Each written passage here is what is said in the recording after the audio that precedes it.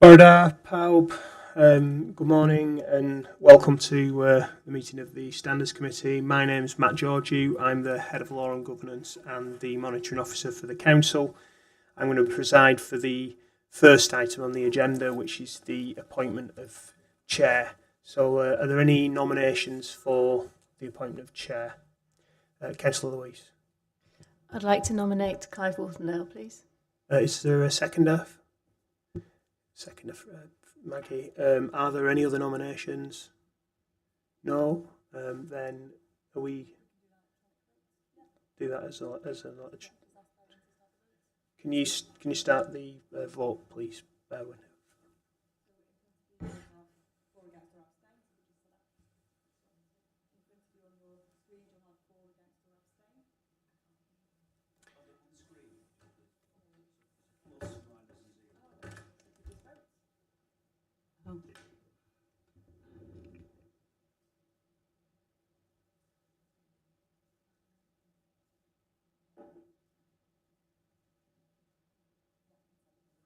Okay, if you can close the vote, please, Berwin.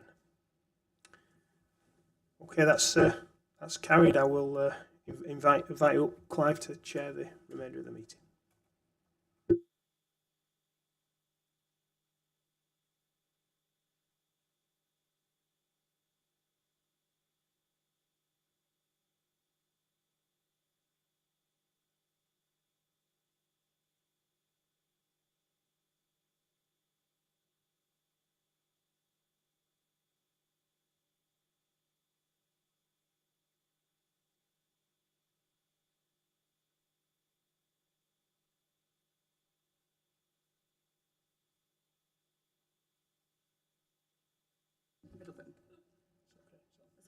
So.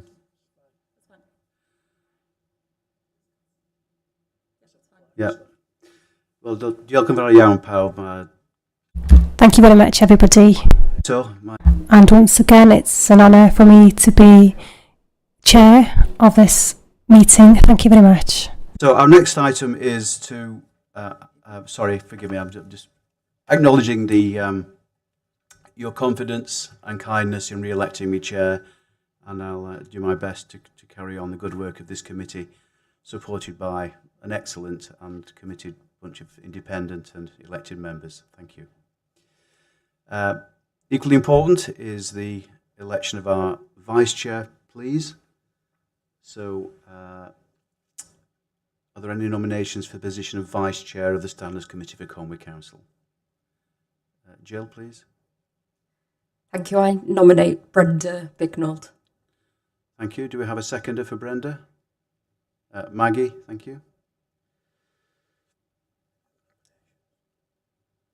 Do we have any other nominations for the position of vice chair? No. In that case, can we proceed to a vote, please, through the digital system?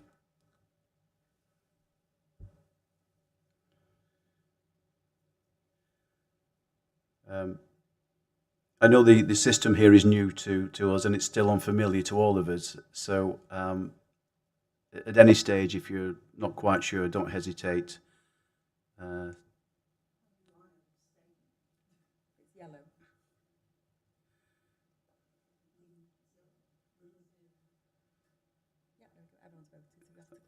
So we can close the vote. But what I was going to say is, please, if there are any issues with the technology, just please put your hand up, and we'll try and address them.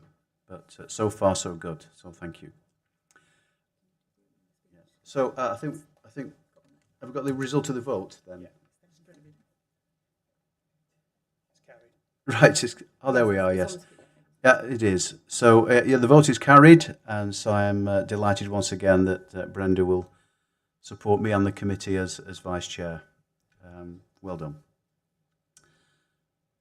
Thank you very much. So, unwaith eto bore da, croeso cynnes. Once again, we're welcome to you all here to the Standards Committee meeting. To reiterate, once again, a warm welcome to everybody to the Conwy Standards Committee. For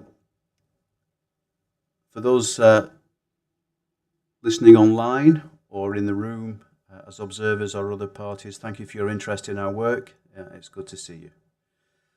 My name is Clive Wolfendale and I'm the chair of the Standards Committee. And I again welcome everyone to the meeting, which is a multi-location meeting based here in the new council chamber at Coed Petler. And there are a number of individuals I can see, a number of people that are tuning in remotely.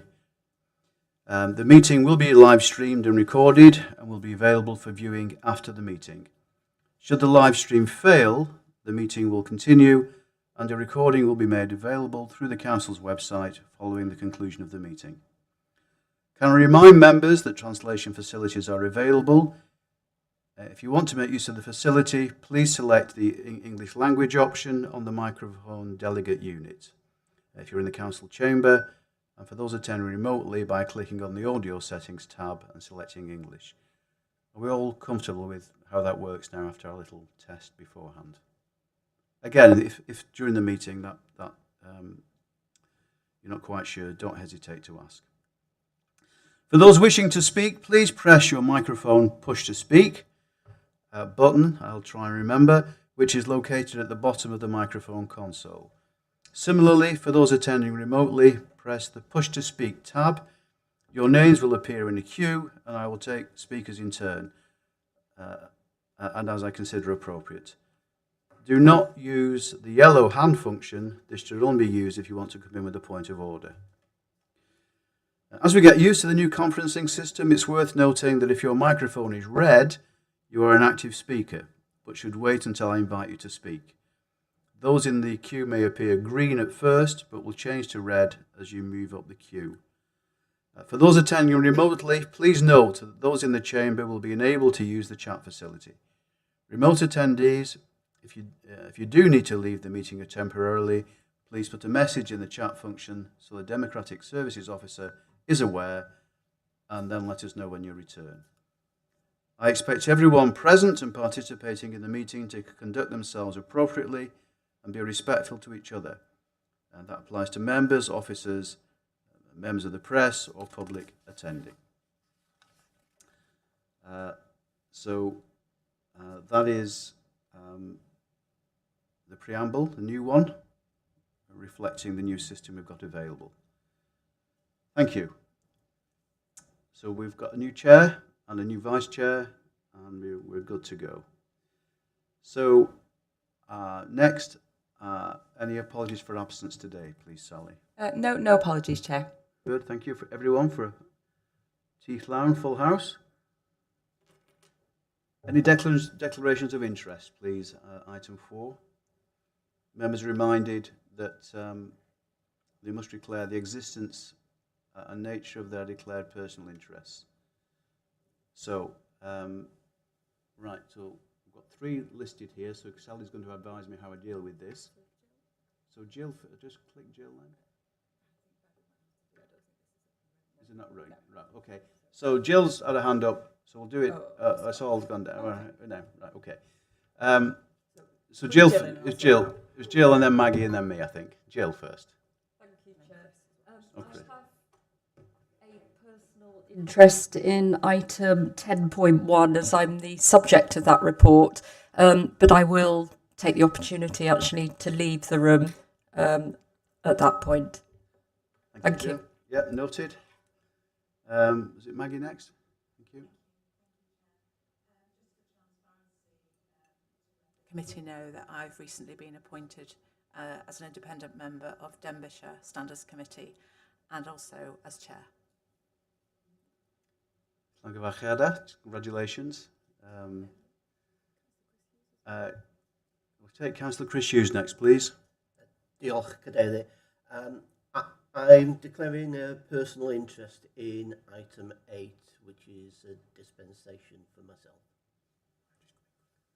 Yeah, thanks. Matt wants to join us here. Yeah, so that would be both personal and prejudicial interest, Chair, but as you know, the committee can't ask questions of an applicant for a dispensation unless they are here to speak on the issue. So when we come to that item, we'll be able to invite Councillor Chris to speak, and then the committee will have the opportunity to ask any questions of him.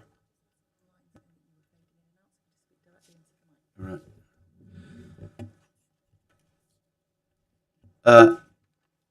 Unless there are any others, Gwyn?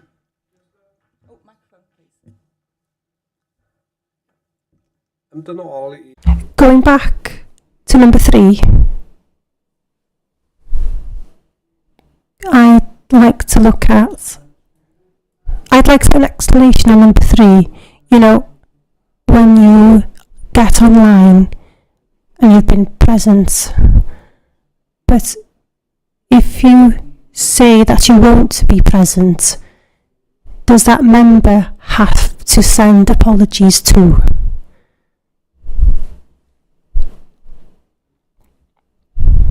When you've got a meeting, we know beforehand, and there's a room to say if we're going to be here or not.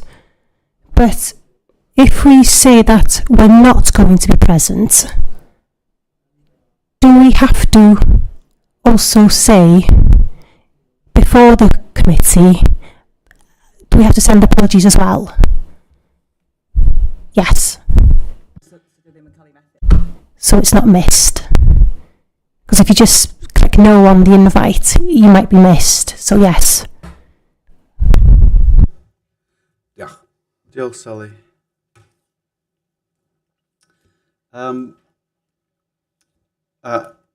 I too must declare an interest in item 8. Because of the content of the matter at hand relates to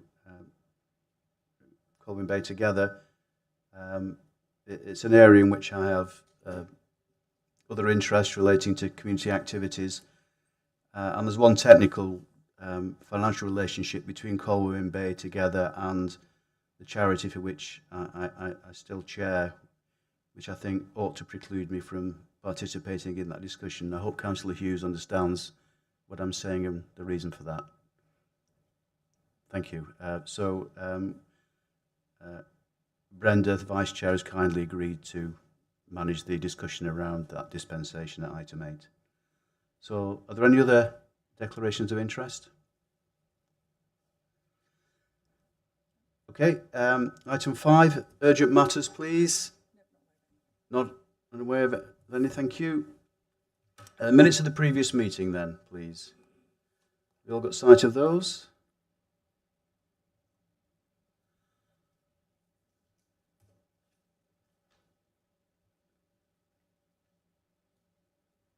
Could I have, therefore, a proposal that be accepted as a proper record? Jill, seconded. Louise, Councillor Emery, thank you. All in favour? Show of hands. Show of hands. Right, show of hands, thank you. Good. Item 7 then.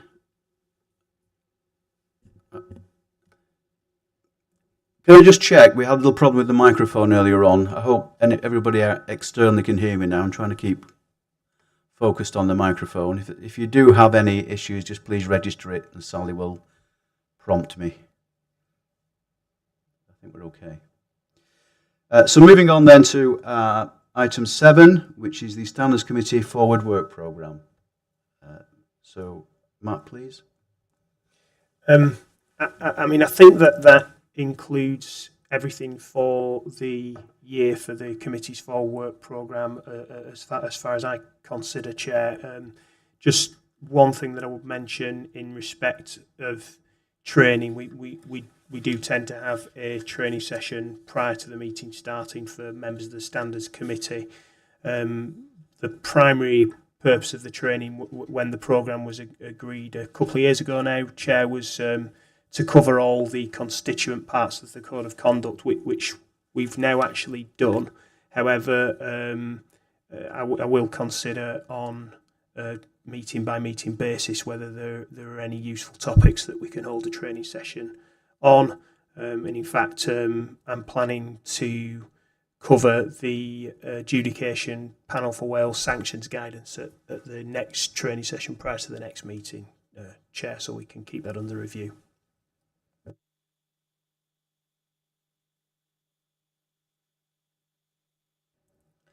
Thank you, Chair. No problems at all with the content. There's just a typo where it says the next meeting being September 2025. We don't actually have a meeting in September. The note that I have is the 13th of October. Thanks for picking that up, Jill. Yeah, Chair, that meeting, at the time that this was produced, the document was produced, it was heading for September, but it is now going to be October. That's correct, so we'll alter that. Thanks.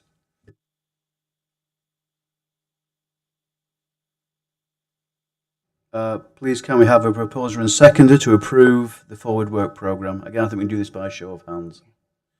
A proposer first, please. Maggie and Frank seconded. Thank you. A show of hands then, formally. Thank you very much. So now we move to item 8, which is an application for dispensation on behalf of Councillor Chris Hughes. So as per my declaration at this point, I will vacate the seat and indeed the room, and Brenda, if you'd be so kind as to step forward. Yeah, I'll just be outside.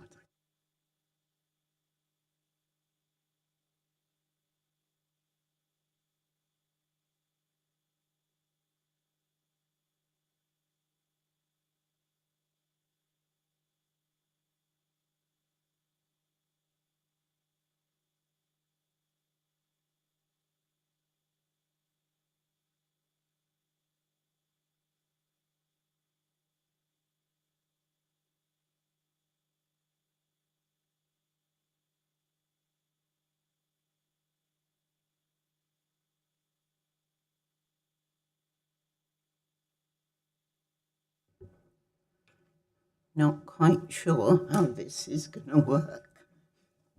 However, standing in for Clive, welcome to Councillor Hughes. So, Matt, should I invite Councillor Hughes to present? Councillor Hughes, over to you. Thank you, Cadodian. I don't intend to say a lot, just that I have previously had a dispensation between 2004 and 2009 for another organisation that I was involved with, which operated similarly to this, as undertaking activities for, to support young people in the town, and there were no concerns raised about the way in which I implemented the dispensation and when and where I choose to leave, because I thought it was a little bit concerned. The work that I do with Together for Colwyn Bay is largely around events. And for example, we ran the Pride event on Colwyn Bay, which was a partnership between Conway and Together for Colwyn Bay. And I found it really awkward at times, because people would say to me, can you go and get some barriers for around here? I'd go to get barriers. They weren't where we expected them, so I'd then have to ask a member of staff. And sometimes it was just straightforward, but other times there was a little bit of complication involved in that, and I just started to become really uncomfortable. So I felt it was appropriate to approach this body for their views. I don't think I've got much more to add to the application form, Chair.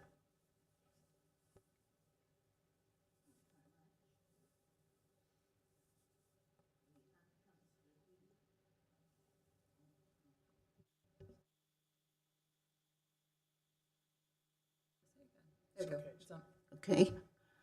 We have Councillor Hughes here. We also have his application on the agenda. Are there any questions of Councillor Hughes from members of the committee while we have the opportunity. Councillor Louise. Hi, thanks for the information. I've just been looking at the website and there's lots of great stuff that you guys do. But can I ask about funding and the scale of funding that's involved in relation to the application form? Obviously, you talked about the £500 at Town Council, but I'd imagine looking at it, the funding that you have used and apply for is far more than that. So can I just ask, is like Kai and Tim, are they paid employees? Have you got any paid employees and how are they paid for?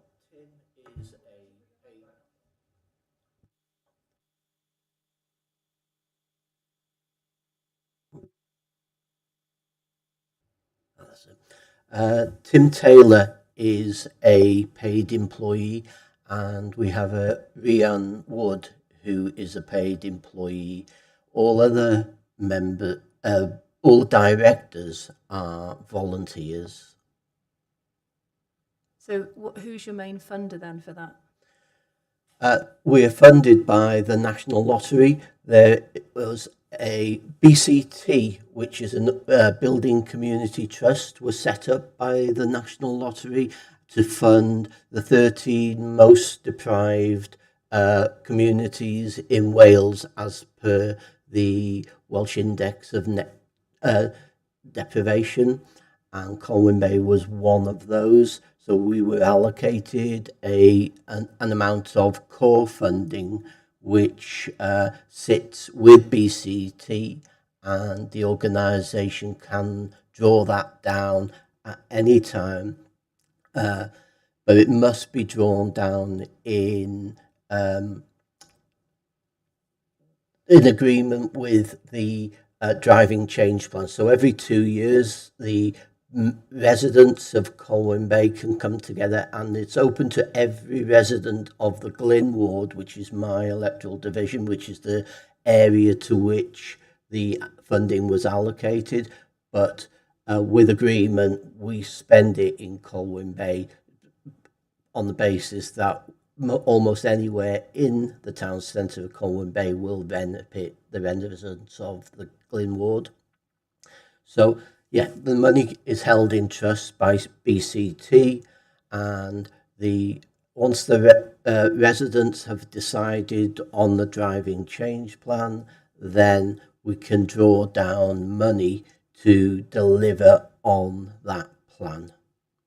Sorry, and just final question. So the scale of grants for projects, I'm just looking at some of the good stuff you do here, is in sort of the thousands, it's quite large. It tends to be in thousands, although we have successfully secured grants from the Gwynter Moor for 37,000. However, the organisation does own the building in the town and is working with architects and others towards submitting a grant which would go to Welsh Government for funding, well, potentially for Welsh Government, but it could also involve the National Lottery and other organisations. Now, as I've said in my report, if any of the discussions relate to funding of more than £500, I would intend to leave the room. Thank you. Are there any other questions? Councillor David? Yeah, just to clarify, Chris, that the funding's for Colwyn Bay, but the money's spent in your ward, Glyn ward, or the town centre. Just to clarify. No. Yeah. The money is allocated to the Glyn ward of Colwyn Bay as the most deprived community in Conway, and at the time of the creation of the project, one of the 2% most deprived communities in the whole of Wales. All right, so just when you spoke of... sorry. I apologise for that. Yeah, it's just that when you spoke originally, Chris, you were saying that the money was allocated to Colwyn Bay, but No. So it wasn't. It was allocated to the Glyn ward in Colwyn Bay. I did say you? the Glyn All right, ward. okay. Thanks for clarification. Thank you. Okay, thank you. Any other questions?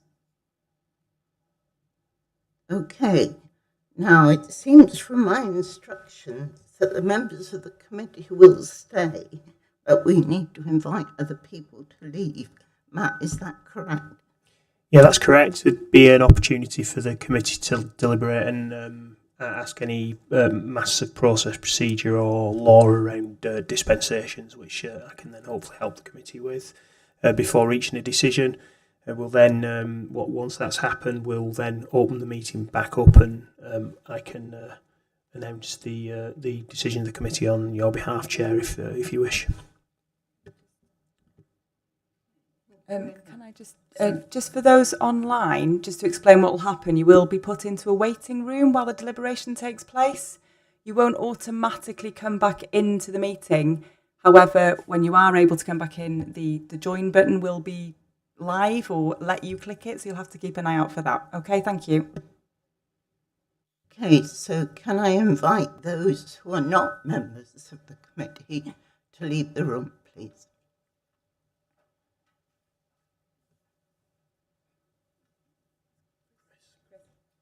Councillor Carter.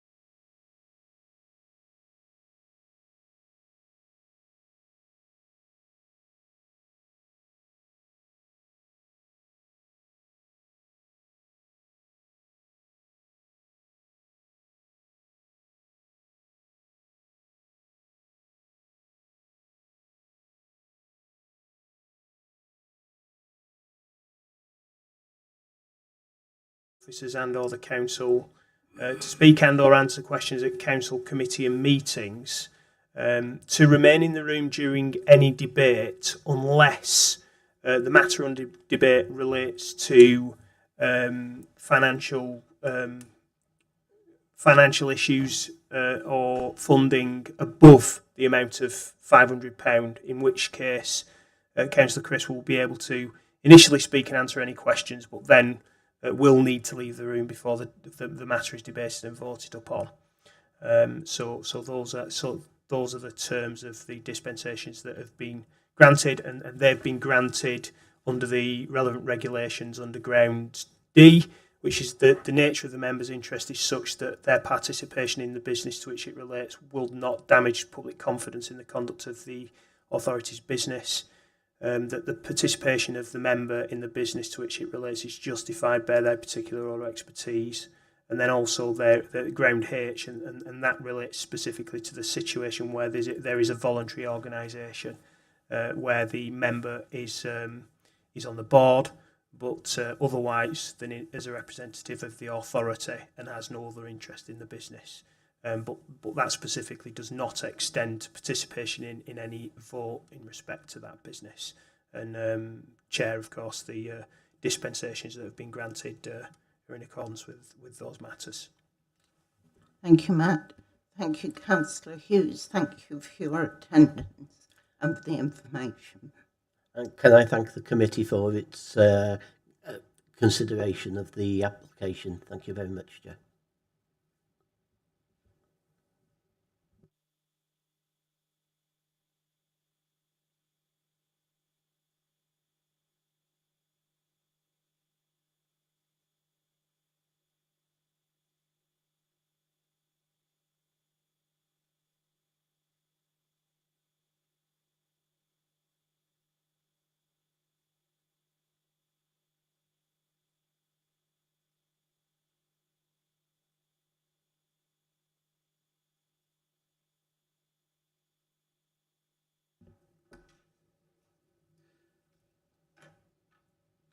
Well, thank you, Brenda, for stepping in for that item, and for the team for undertaking that deliberation in my absence. So we've now arrived at item 9, which is feedback from independent member attendance at meetings. And I think we have 3 to consider this morning. So if we may begin with Brenda again, keeping you busy this morning. Who's been to Trevor? You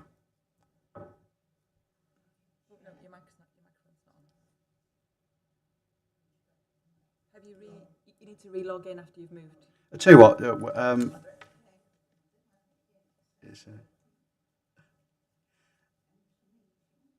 While you get comfortable, Brenda, perhaps Maggie can start us off with Better Secoid. Shall I start? Yeah, please. Okay, so I went to Better Secoid Community Council on the 9th of June. In terms of the website, it was comprehensive, accessible, bilingual website, very easy to navigate, with a full list of members. Minutes were published, and these were very detailed, fully bilingual. I noted in the minutes there was a lot of activity, a lot of actions, and on previous minutes as well. Meeting dates were indicated, financial information was available and easy to find. In terms of attendance at the meeting, there were no members of the public present. 5 councillors were present, so there were 4 apologies. Previous minutes showed almost full attendance, so that seemed to be an exception in terms of the number of apologies. Liz Roberts, the county councillor, was also in attendance, and those who were present were fully prepared, engaged and participating throughout. In the Memorial Hall in Better Secoid, they did have the benefit of a large screen, which the clerk ensured that the papers were on the large screen for all the attendees, so that was very useful. Expressions of interest were invited at the start of the meeting by the chair. The chair invited each member individually, went round the room. No expressions of interest were declared at that meeting. looking at previous meetings and the minutes, there were expressions of interest, declarations of interest, although in the minutes that I looked at, the nature of those declarations was not recorded.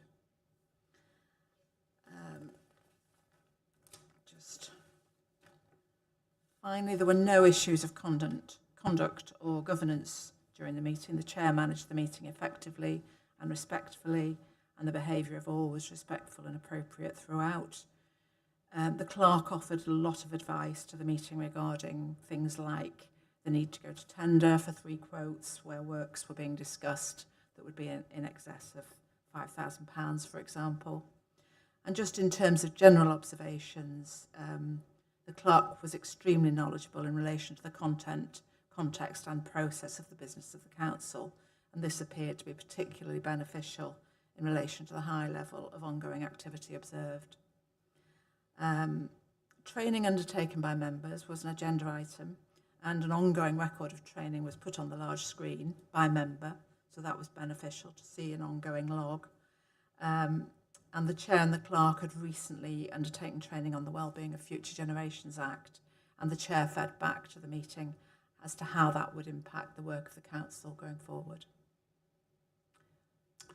Thank you very much, Maggie, for your attendance and for that comprehensive feedback.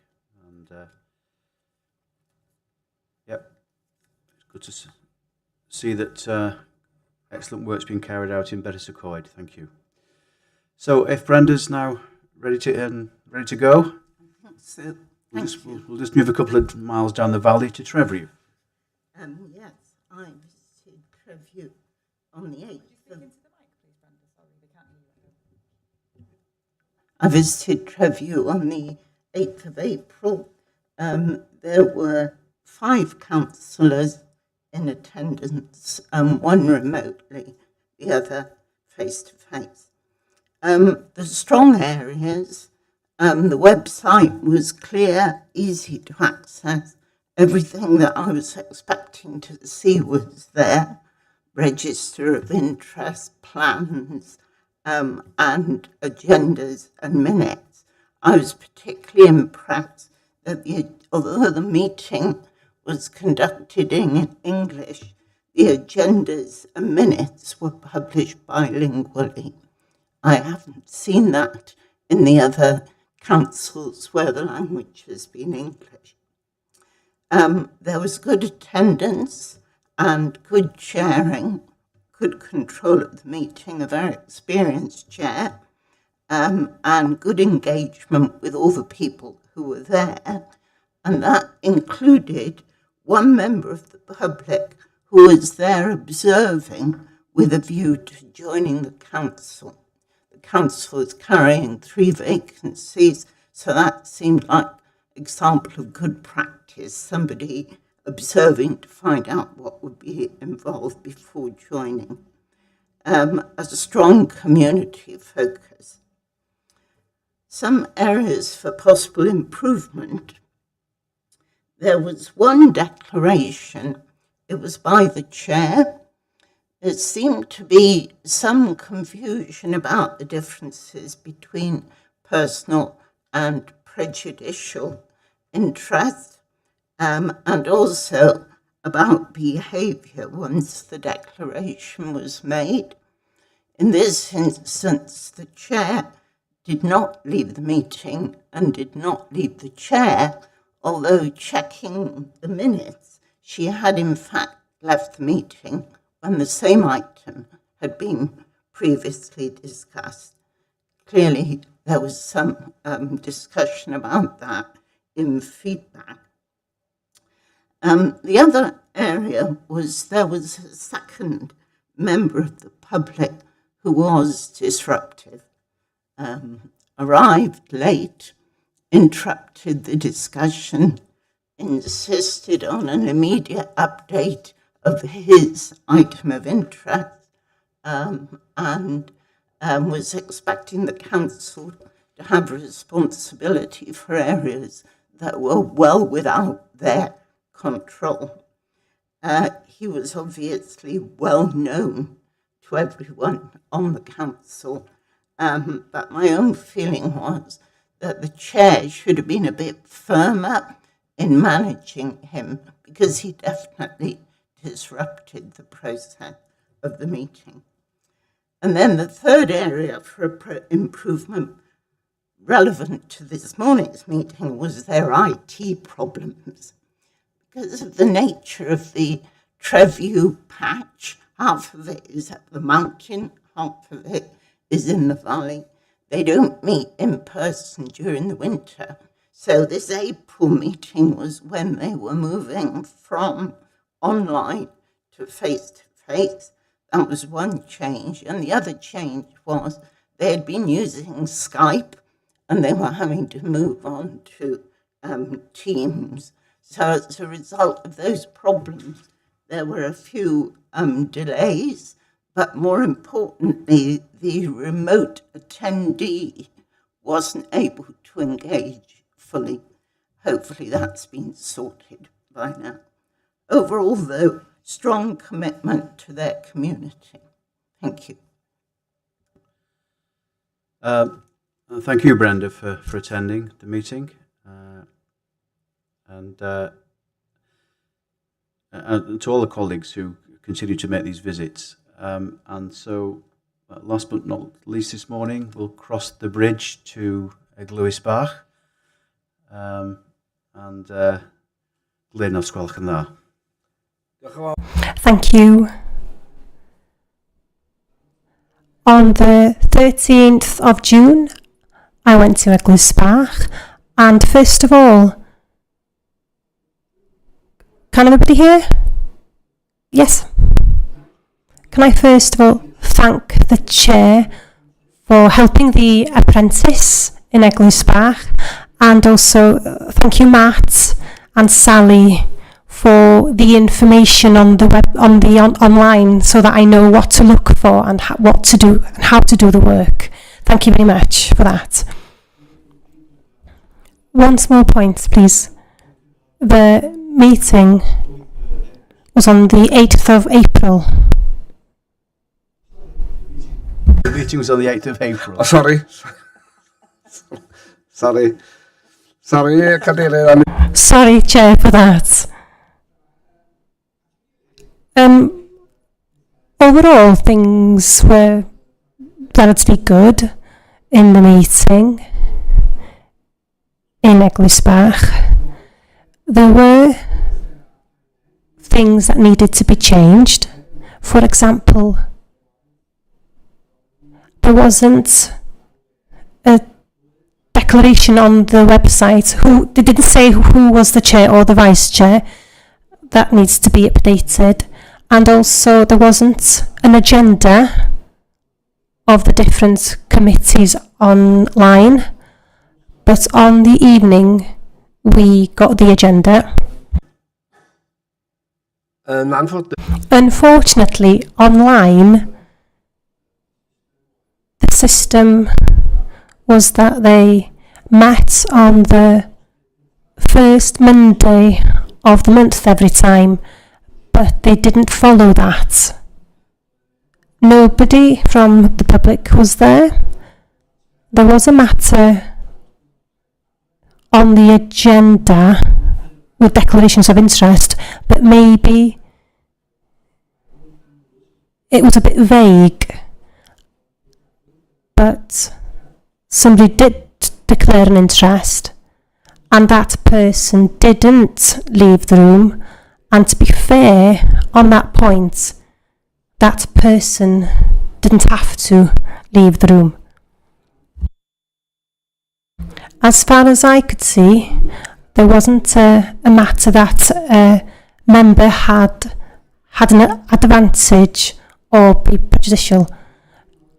On the whole, there was good behaviour, the chair was satisfactory, and I did feel that all the members did well together. Thank you. That's what I have to say. Well, thank you, Glyn. If I may, and thank you for coming with me to that meeting. So I think you're now good to go elsewhere, and we've got quite a list. Yes, the meeting had many strong points. I just want to reinforce the fact that the website is still showing the wrong date for the meetings, and I think this is clearly a significant difficulty.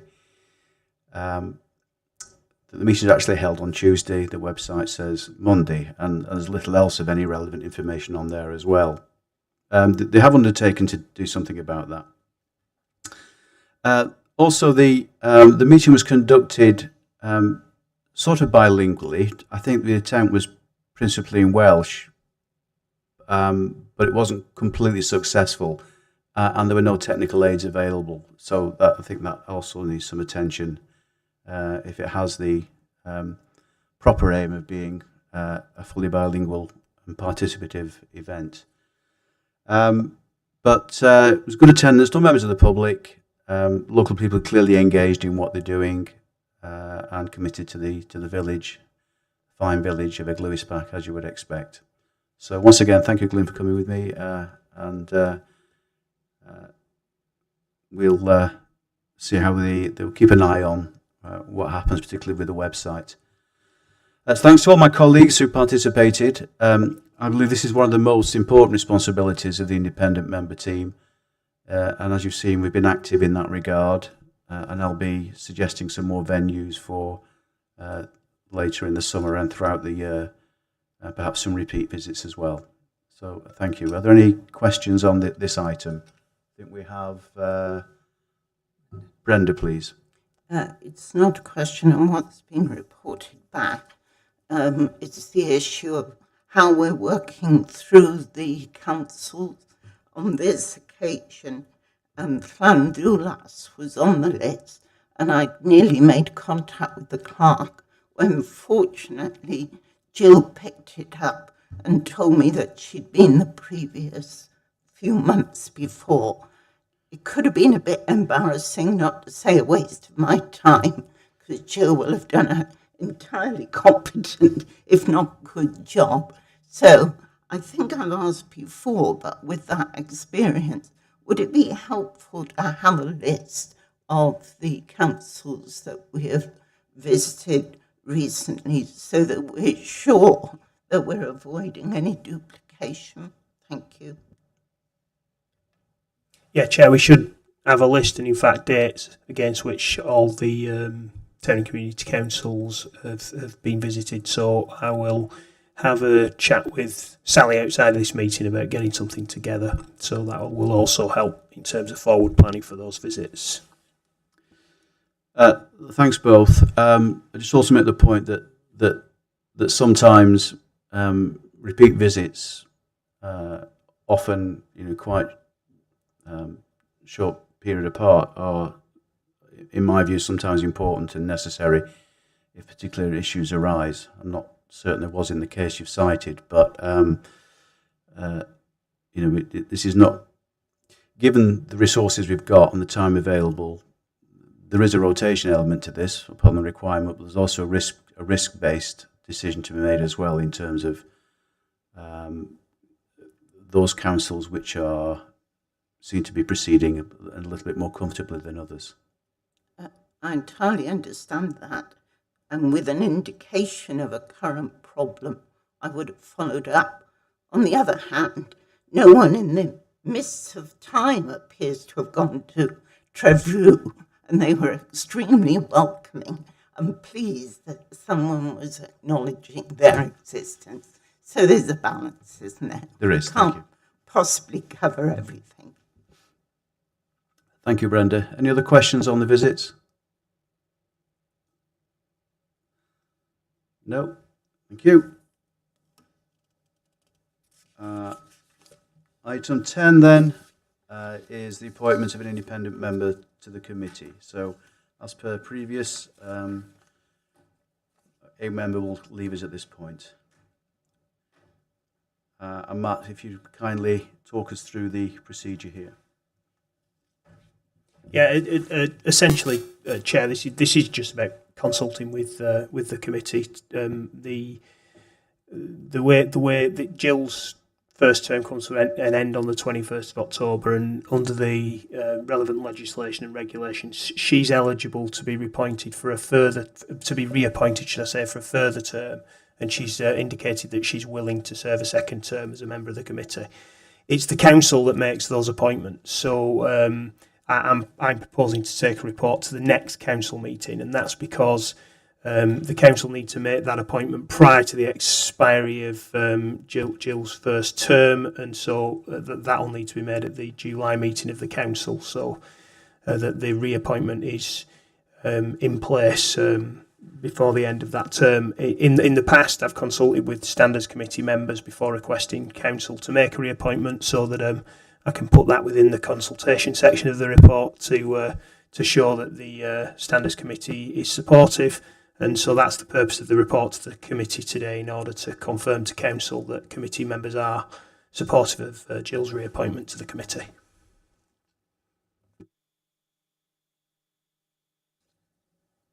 Thank you. I hope that's clear for everybody. So any points, anybody on the procedure that we've been invited to follow?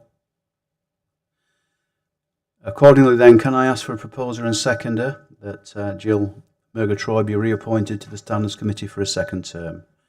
Proposed Frank, seconded Brenda.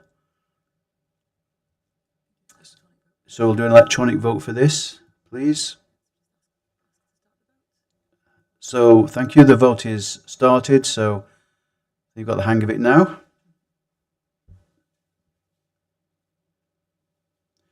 We're all done.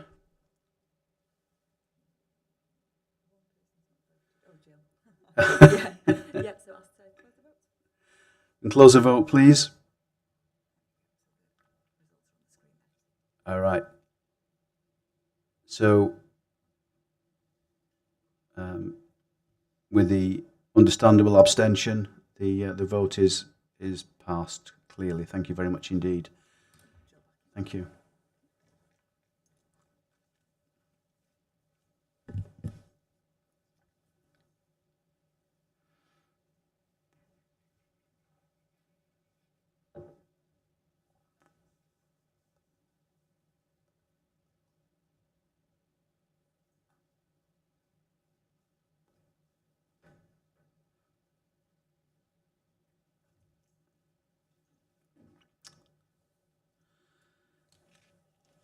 Welcome back, Jill, and welcome back to the committee.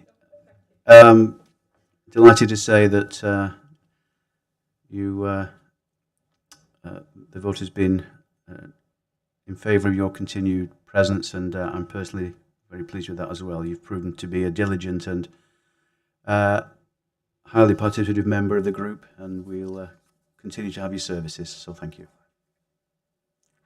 Yeah, it's just to confirm, it's actually the full council that made the appointment, right. So the committee is supportive of that. So I will take a report to full council to make that appointment in due course, Chair. Thank you very much. Right, we'll move to item 10B then, which is the draft report to the Standards Committee, pages 18 to 27 in your pack. Once again, Matt, if you just explain what you've done here. Yeah, I'll be brief, Chair, because as members of the committee are aware, I've circulated this report to all members to have a look at. There's a requirement under the Local Government and Elections Wales Act 2021 for Standards Committee to produce an annual report, and this is now the third annual report of the committee. There's also some specified content that has to be included within the report, and I'm confident that is within this report, and it's attached as the appendix to the report, and it includes all the details of the work that the committee's undertaken from April 2024 to the end of March 25, and the recommendation is to approve the annual report for that year, Chair.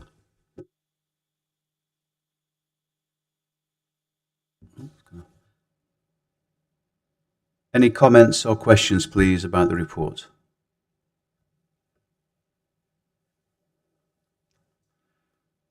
No. In that case, can we please note the report by vote. And again, I think we're going to use electronic one, but first, proposer and seconder, please. First. Proposed Jill, second Frank, thank you. So, yes, the vote is now open.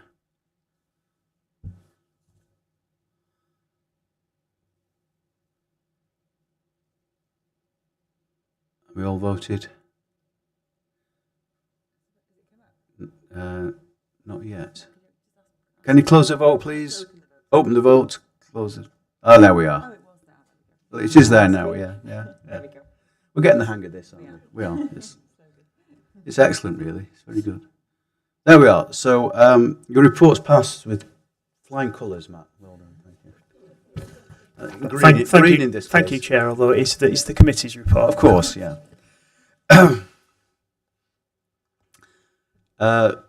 And then item 10C is a review of the members' self-regulatory protocol, pages 28 to 53 in your pack.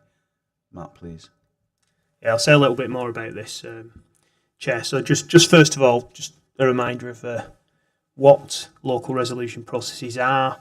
They are adopted by councils essentially in order to have a process for dealing with low-level complaints between councillors. And the purpose really is to try and help nip those kind of issues in the bud so they don't escalate, and so that members are able to continue to work together in respect of council matters. The local resolution processes aren't appropriate for dealing with more serious issues of misconduct, and complaints about those kind of matters are obviously more appropriately dealt with by the Public Services Ombudsman for Wales. And in March, Chair, I took a report to the committee March this year to explain that there'd been a national review of local resolution processes across Wales. And this culminated in the report and checklist that has been provided by the National Monitoring Officers Working Group and has been attached to this report at Appendix A. I'm also aware, Chair, and I did forget to ask you about this, but I'm also aware that the Public Services Ombudsman for Wales has written to all chairs of standards committees to specifically endorse the work of the working group, including the checklist that they've produced. So hopefully you have had that, Chair, but if not, I can send that to you. Essentially, the Ombudsman have just endorsed that work and the checklist that's been provided by that group.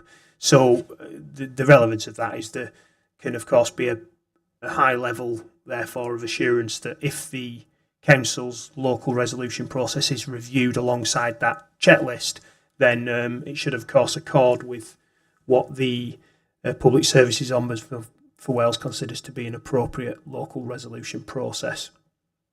The council's own process is called the Member Self-Regulatory Protocol, and I've attached that to the report as Appendix B, but with some track changes, which I'll explain shortly. Then in the main body of the report itself, at paragraph 3.3, there's a table that lists each point of that checklist and sets out how Conwy's own local resolution process accords with that checklist or otherwise, and where it therefore appears appropriate to make changes to Conwy's local resolution process because of the advice in the checklist. I've set an explanation out within the table about that summary, and then I've also made proposed changes to the local resolution process accordingly, and I've tracked where those changes have been made so that it's clear to members of the committee. And as I've already said, that can be seen at Appendix B to the report. So, overall, there are broadly 11 key recommendations in the checklist, though some of them have multiple parts.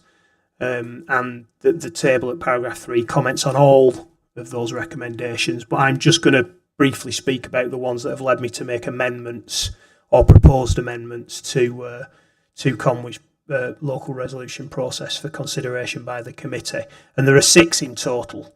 So the first is there is a recommendation that the process should specify the standards of behaviour expected, and an aggregate list of behaviours that has been drawn down from 8 existing local resolution processes in other counties in Wales is attached, and it's suggested that that is included.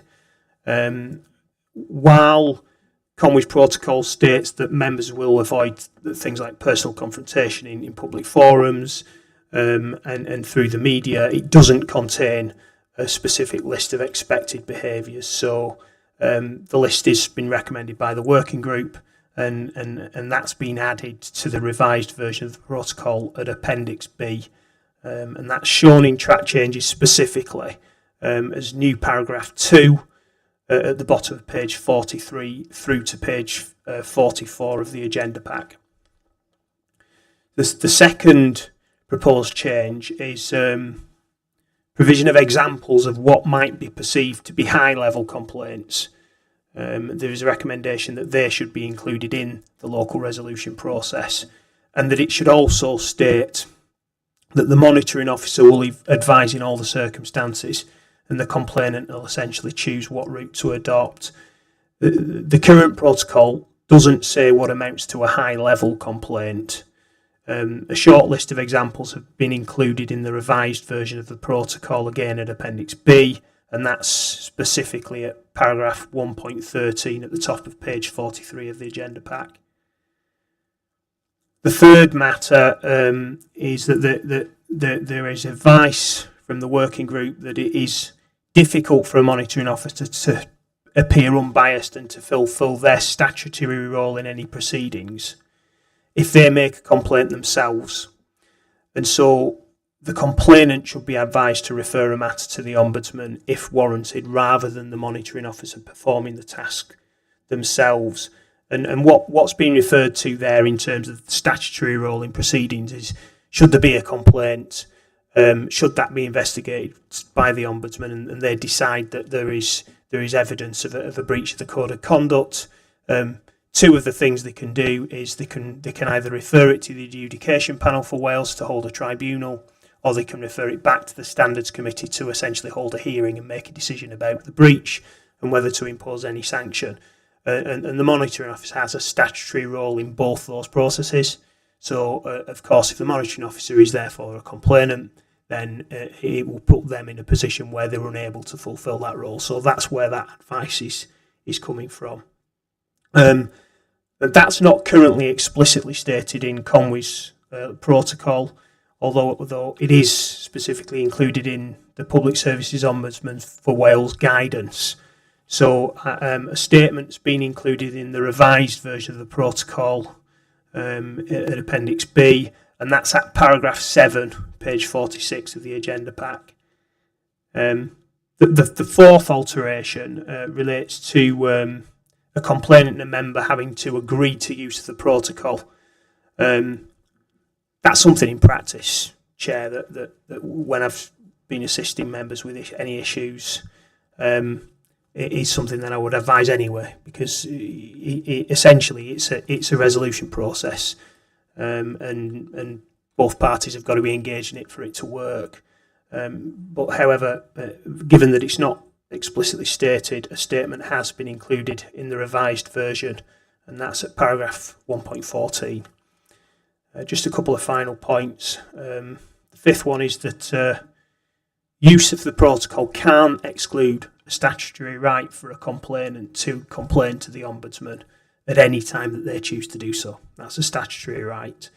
And Conway's protocol doesn't include a statement that a matter may still be referred to the Ombudsman for the complainant member. There is a statement in the protocol there is a statement in the protocol that says a matter may still be referred to the Ombudsman by the complainant member. However, there isn't a statement that makes it absolutely clear about what that means in respect to the process. So a statement has been added to make it clear that should a referral be made, then the procedures under the protocol will cease unless they're then referred back to the Council for Local Resolution. And that wording has been included at paragraph 1.15, page 43 of the agenda pack. So the final specific change relates to the number of stages in the process. This isn't specific advice really from the working group, but they do point out that there are at least 2 stages to most processes. When I was reflecting on when I have been advising in relation to the protocol in relation to resolving issues locally, in reality, myself or Kerry as my deputy often offers some initial advice to a complainant or to and has discussions with the complainant and the member who's complained against, and that happens in practice anyway. But it would be helpful to have that set out as a first stage to the process before moving on to stage 2, where there are discussions between group leaders. So that's been added as stage 1 at the bottom of page 44 of the pack. I have also picked up just 1 or 2 minor changes as well, which are just to do with wording, nothing of substance, but I have included those as track changes so that's clear. So just finally, in terms of process for adopting an amended local resolution process, because it forms part of the council's constitution, and if this committee is either content with it as drafted or has any further suggestions or other proposals, the final amended document will need to go first to Democratic Services Committee in order for that committee to make a recommendation onto full council to adopt it as an amended part of the constitution. So that's all from me, Chair, unless I can be of any further assistance. Not on again, it's gone off. Thank you, Mark, for that explanation and for the background work that's gone into this. This is a really important document, and I'm pleased to see that it has been reviewed. The Ombudsman does appear to be wholly supportive of this, which I'm pleased about, and she will be attending the National Standards Forum this afternoon, where I'm sure this will be a matter of discussion. But anything that streamlines the process, that makes it less onerous, less confrontational, and leads to time and cost-effective outcomes can only be a good thing. So I think I perceive that there's some positive steps here. But members, you're entitled to your view. So has any comment at all this afternoon, this morning, on the protocol? Yeah, there we are. The machine's working again. So Councillor Emery first, and then Jill. I suppose it's a question about the timing. I think the flow chart on page 47 is quite useful to look at. Is the sort of 10 working days and 20 working days, was that, do you think, designed for everybody literally to calm down? Because when we've had tet for tet in meetings and everyone's very feisty for the first day, and then a couple of days later they decide it actually wasn't worth pursuing. Was there a reason why there's so much time of working days between that? Is it designed that actually people make up in the pub rather than have to go through this? Chair, I'm not the architect of the original process, so I can't speak with authority as to what the reasoning for it was at the time. What I can do, though, is say that in reality, a couple of weeks and then 3 weeks it isn't really that long in terms of the process. In some circumstances, you would hope not. You would hope that these things get ironed out as informally as possible, because of course that's the whole point of a local resolution process, to try and do it in that way, to resolve issues, to nip them in the bud, as I say. But if you do have a situation where there needs to be a bit more formality to it, and in these circumstances where relevant group leaders and or the chair, depending on the circumstances, are having to sit round and actually thrash these issues out and come to a resolution, then there will be some process around that. There will probably need to be just some exchanges, not great detail, but perhaps some exchanges in terms of position statements and things like that. So there's something clear to discuss, and it's easier to reach a resolution. So whilst I don't know what the specific purpose of that was for sure, that's what I would think it would be, and that's certainly how I would perceive it as being a useful amount of time to try and iron those issues out. Should the informal process become a little more formal and and result in that final round the table discussions before the outcome. Probably within 10 working days or within 20 working days. It's not like you have to wait 10 days, is it? Yeah. I thought it stayed on. Does not have forgive me. My understanding is that that's within.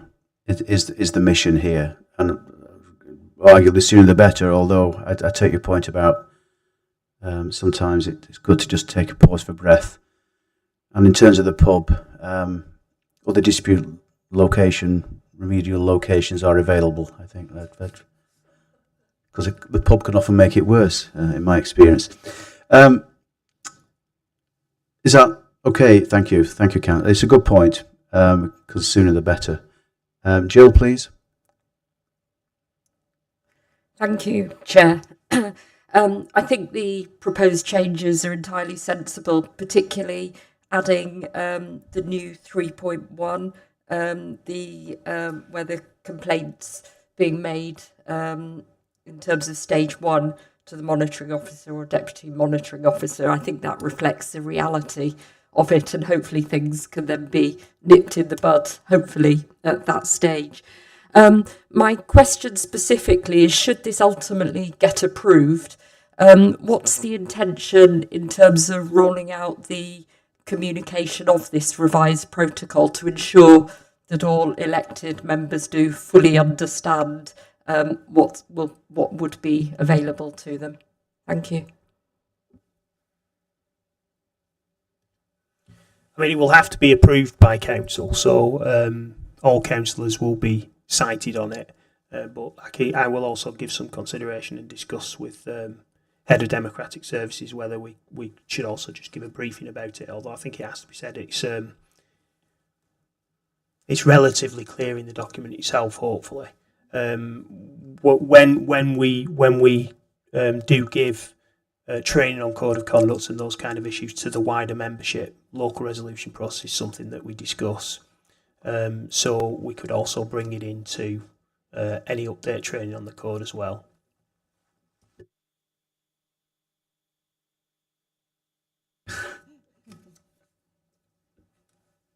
Thanks, Matt. Just one question from me, and sorry to put you on the spot. Been with us a couple of years now. Your experience in Conway and the way things have been dealt with, which, from my observation, have been perfectly proper and followed all the procedures. Would this have changed any way in which you've dealt with any specific cases, just as a sort of impact barometer? If you can't answer that, I completely understand, because it's a retrospective question. But I'm just trying to gauge whether this is going to be a game changer. Without giving that an awful lot of thought, Chair. No, I don't think so. Not within the 2 years that I've been here. As I say, even in terms of adding this stage 1 to the process, I think that is because I've reflected on what happens in reality, and the fact that having that initial stage just reflects really what happens anyway. And of course, the whole purpose behind this is to try and deal with any issues that arise between members in a sort of expeditious and a way as possible. So really, that's just making that clear that that's the first port of call before we go down a slightly more formal, although still informal process. But I can't think that will necessarily change the process. Whether or not having things within there that explain it more clearly, though, might be helpful. So it wouldn't change my advice to members on an issue, because that advice comes from obviously my knowledge and understanding of the processes and the law and the procedures around these kind of issues. But what it does is I think it provides more detail about what those things mean within the protocol itself, which maybe is helpful for me, because when members are having a look at that and then having a discussion from me, it makes sense that it relates back to the processes and the explanation and the list of behaviours and all those things that we will potentially adopt in the new protocol. And I think that might be helpful for that reason. Okay, thanks, Matt. So we will look ahead, as you say, rather than backwards. So unless there are any more comments, Maggie, you've just popped up now, Maggie. Thank you. Could I just ask a question? I'm just wondering how often, say over the last 12 months or the last 3 years, that the protocol has been used in Conwy?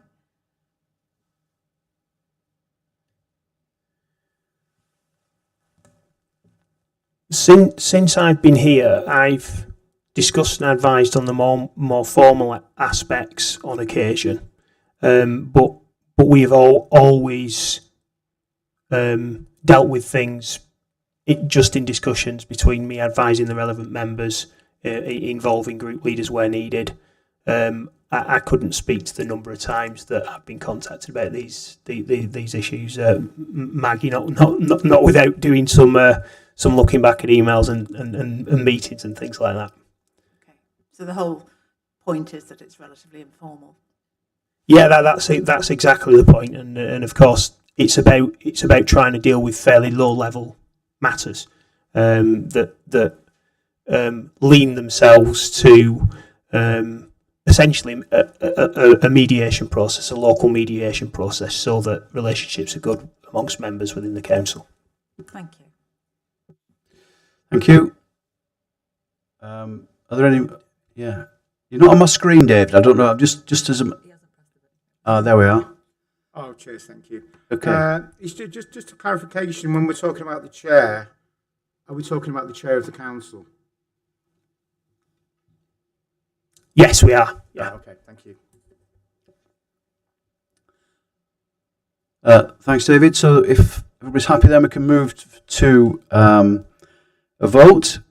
So we're, just to be clear here, we're recommending that this go forwards first through democratic services, which there's a hierarchy of committees here, isn't there, Matt? Yes. So the recommendation is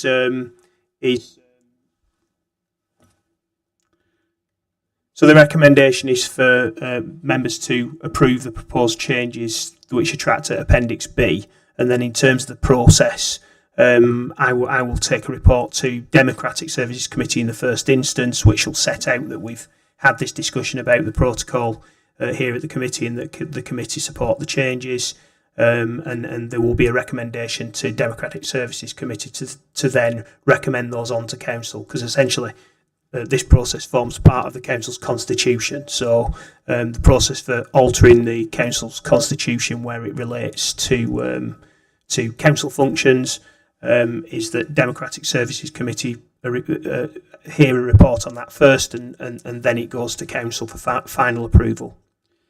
Thanks, that's clear enough. Proposal then, please. Glyn, seconded. Jill.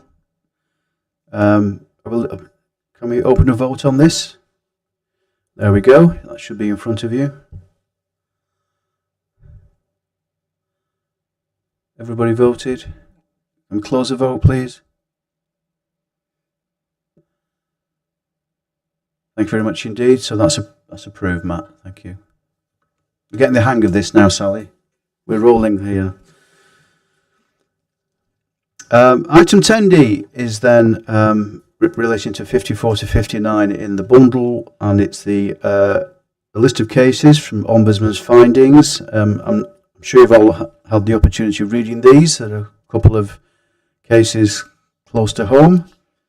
It's been put together by Kerry. So, anything else you'd like to say, Kerry, on the cases you've assembled? Thank you, Chair. Just really to focus on the theme that is recurring really in terms of these updates I'm giving to committee. Really, members' behaviour again features very prominently in the reports that you'll see, and also the recognition of members' contrition when they have been investigated, or even in the information gathering stage.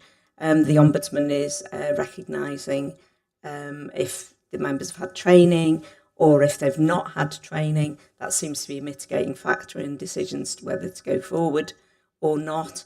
There's also due recognition given if there's been a self-referral to the Ombudsman. That's also recognised.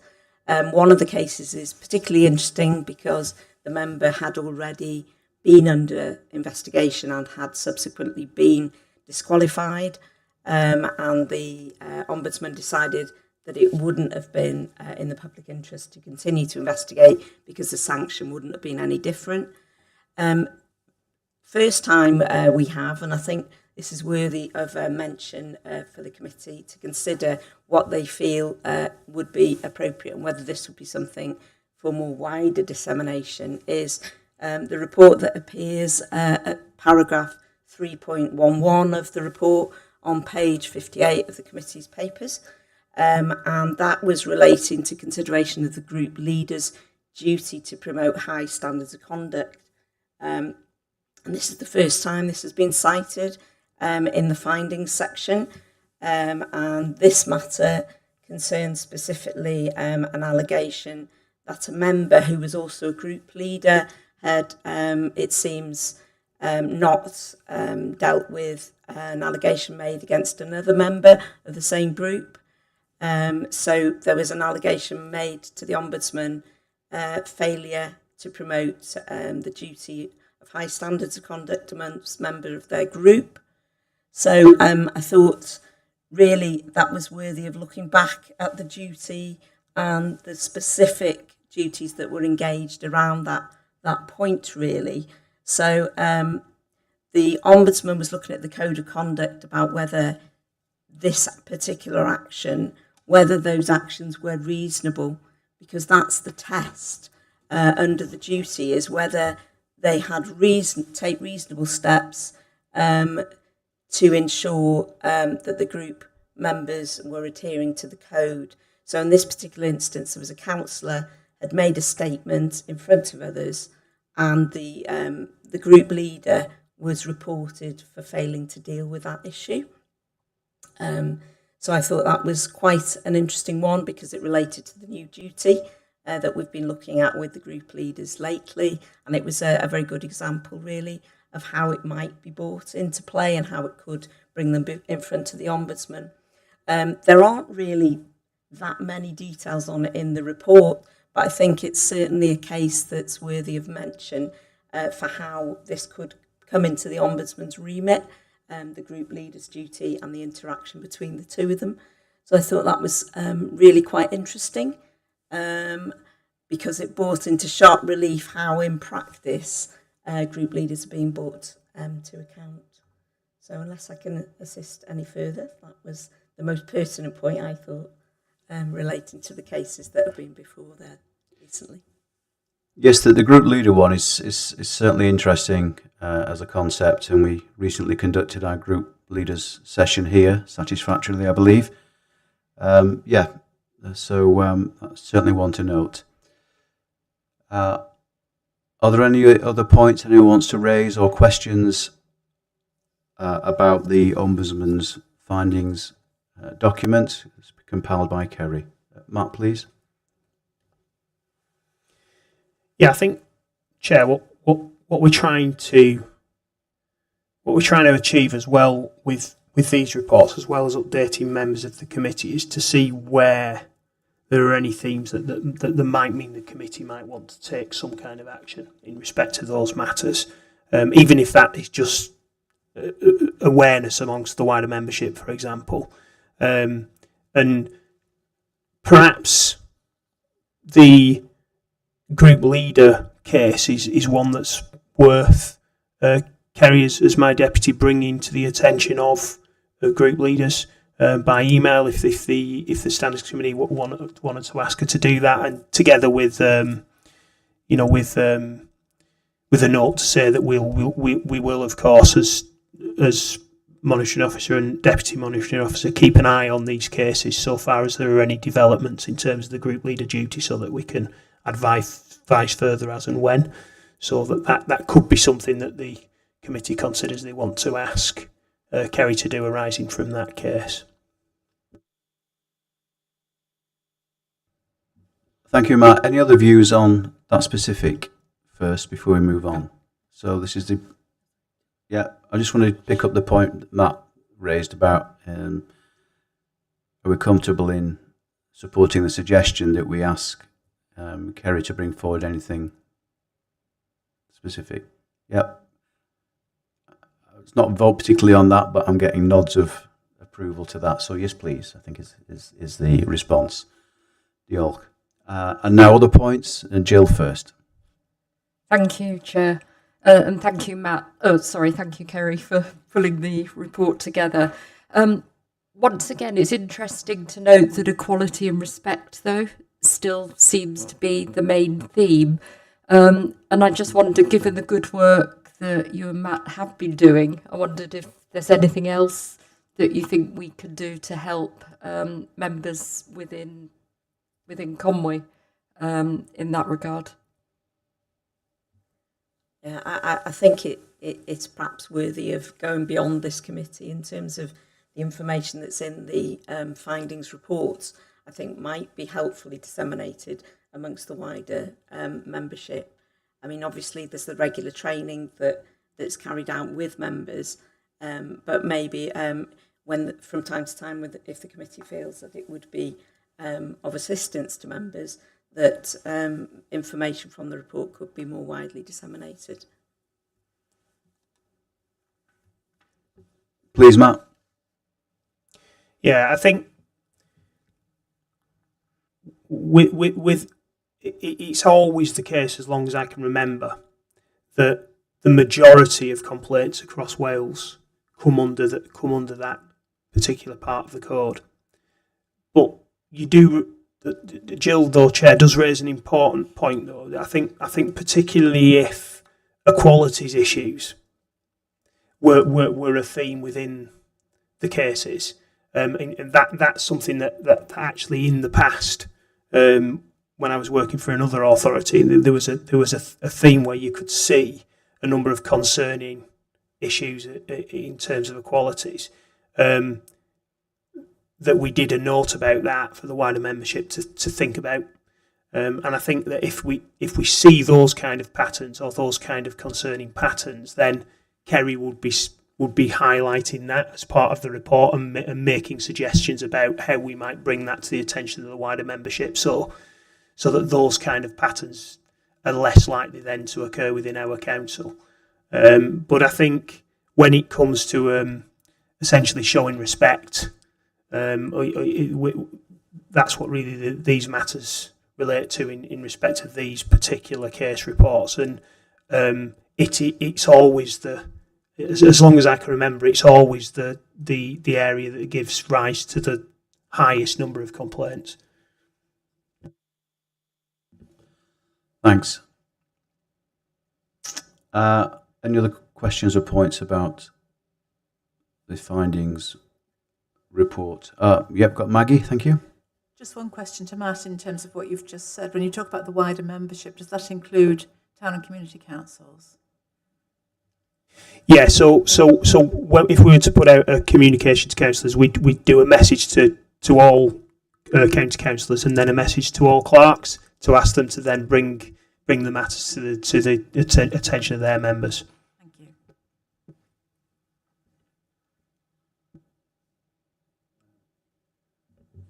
And Chris Cater, Councillor Chris Cater, please.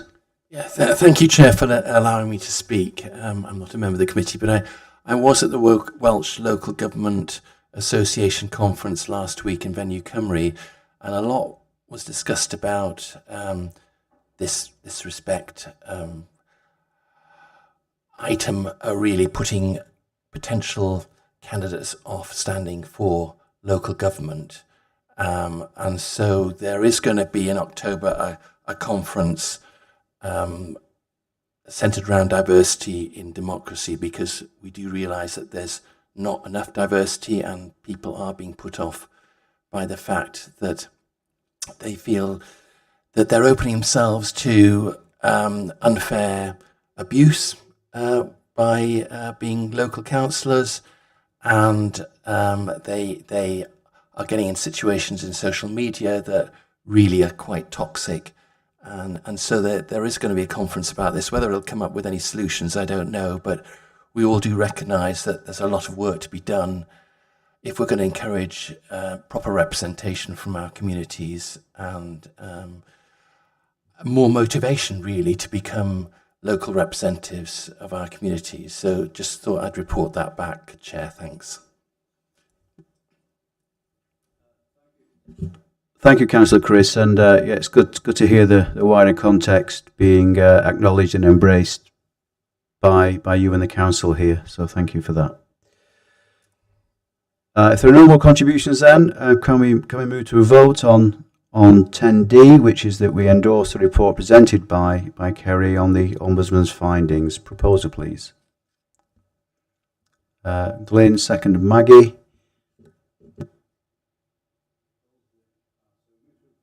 Gone off again. So moving to a vote, should all have the screen in front of you. Press now. Everyone's voted. Thank you. Close the vote, please. Thank you. That's passed.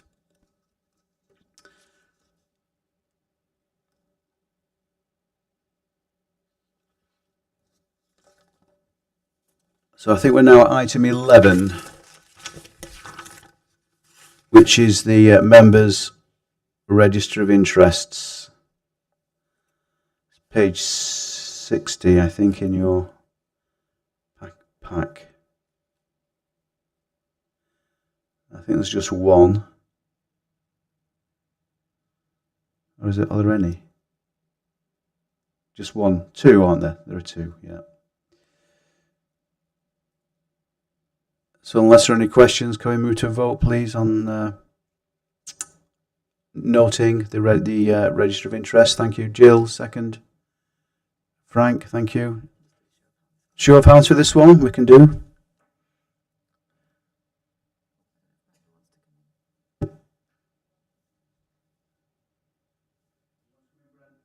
Oh God. Do you want to come in, Brenda, on this, or are we pressing the wrong button? You're not on your own. I thought we were doing very well, actually, embracing the tech. He said, I think we're doing very well embracing the technology. Thank you. Can I also point out that when this is working, I get a timer so I can tell you how long people are speaking for. There was some suggestion there should be a cut-off. It wasn't the map that I could bang the gavel or something if it was. But I've never found. But I know members of this committee are always commendably succinct, so no need for that today. So I think we're happy with item 11, so that leaves item 12, Register of Gifts and Hospitality. Once again, just a couple there. So if we are comfortable by show of hands, can we... a proposer, please? Yeah, proposer Maggie, seconded Frank. And a show of hands, please. Thanks very much indeed. So I think that concludes, Sally, correct me from our business today. Some interesting items. A full house, I think, which is great to see. And all business concluded. And I do again thank you for coming to terms with the new technology, which I think will serve us well. And thanks to the team here at the front and behind the scenes for looking after us in terms of the technical and translation facilities. So have a great summer, whatever you're doing.